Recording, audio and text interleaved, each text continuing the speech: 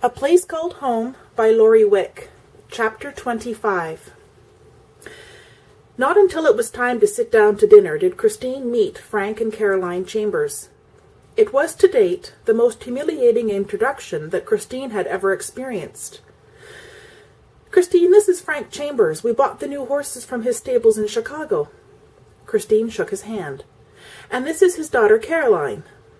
Christine's hand went out for the expected handshake, but Caroline's words stilled her movements. "Why, you're as tall as Julia!" Caroline's voice was shocked and slightly outraged. Joseph Bennet had, from the time Christine was small, instilled in her a pride about who and what she was. She had never been allowed to slouch or to be ashamed of her height. She was told to hold her head up and look people in the eye. But at that moment, she felt she would have given a year off her life to be a foot shorter.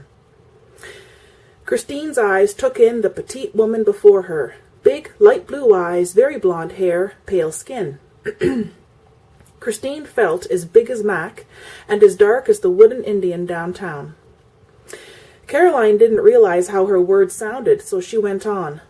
"Of course, I shouldn't be surprised, since most all of the Camerons are so tall." Caroline smiled adoringly up at Luke. "Oh, I'm not related to the Camerons. My last name is Bennet."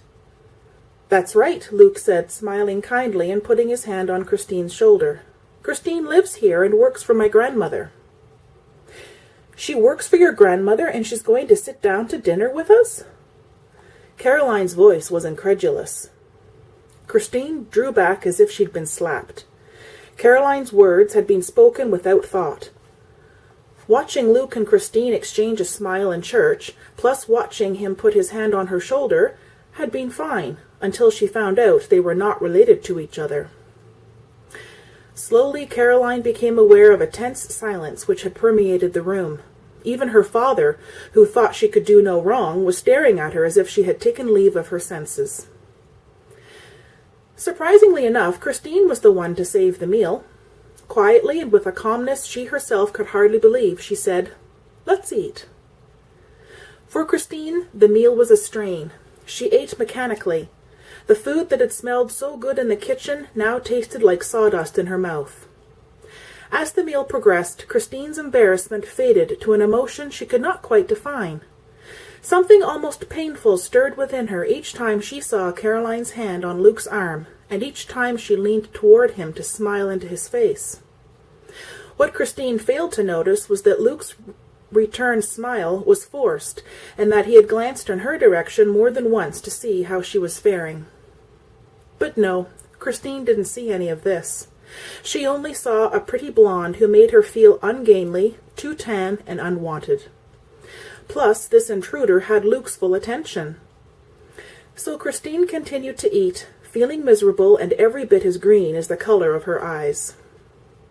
It might have helped to define the word, but Christine, having never before been jealous, was left in the dark. Her thoughts were bleak, even going so far as preferring Spooner, with all its danger, to being in Baxter today. "Did anyone see you come?" "No, sir, no one."